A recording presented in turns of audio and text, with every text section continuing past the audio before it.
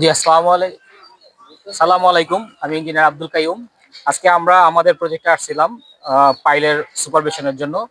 তো আমরা পাইলগুলো আসলে কিভাবে করি, পাইলের প্রসিডিওরটা কি, এটা আজকে আমরা আপনাদেরকে একটু বিস্তারিতভাবে বলবো। যেমন দেখা যায় এটা আমাদের পাইল লেআউট।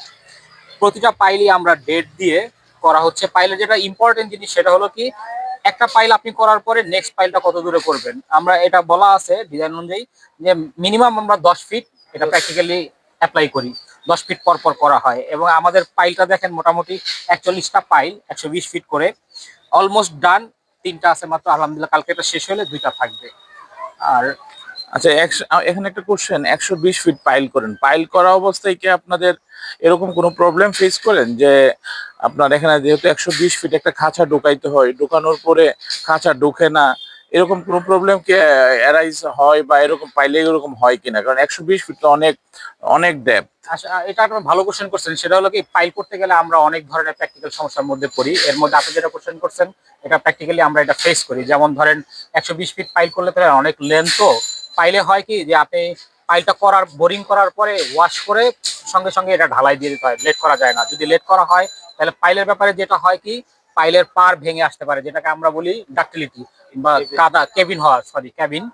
তো ক্যাবিন হইলে কি হয়, তখন পাইলটা আপনার প্রপার ভাবে ঢুকবে না, মাটির কারণে ওইটা আটকে যাবে। যদি এরকম হয় ওই ক্ষেত্রে আবার আবার নতুন করে খাঁচাটা উঠায়া আপনার ওয়াশ বোরিং করে দেন আবার খাঁচাটা দিতে হবে। তার মানে বিষয়টা অনেক জটিল, তার মানে সিনসিয়ার থাকাটাই মানে বেটার। আমরা টিম সবসময় অলওয়েজ এটার ব্যাপারে কেয়ারফুল থাকি যে এই জিনিসগুলা আগে থেকে আমরা তদারকি করি।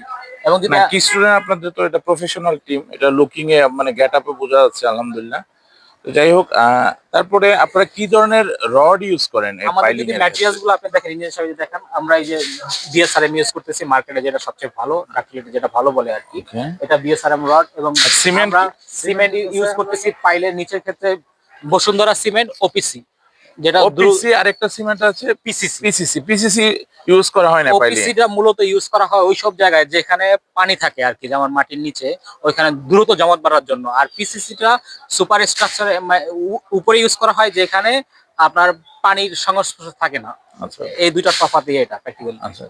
এমনিতে আপনারা এগুলো ফ্যাক্টরি থেকে আনেন সিমেন্ট গুলা নাকি আমরা লোকালে? একদম ডাইরেক্ট ফ্যাক্টরি থেকে অর্ডার দেওয়া হয় এবং তারা মানে যেটা একদম ফ্রেশ ফ্রেশ সিমেন্টটাই ইউজ করি। আচ্ছা, তাহলে না, আমি একটা জিনিস জানতে চাচ্ছি, নন টেকনিক্যাল পার্ট থেকে জানতে চাই যে সিমেন্টটা ফ্যাক্টরিতে আমরা তো অনেকে এজেন্ট থেকে অনেক ইয়ে আছে যে ভেন্ডরের কাছ থেকে নিয়ে আসে, ওইটা ফ্যাক্টরি এবং লোকাল এজেন্টের ব্যবধান আছে কোনো সিমেন্ট?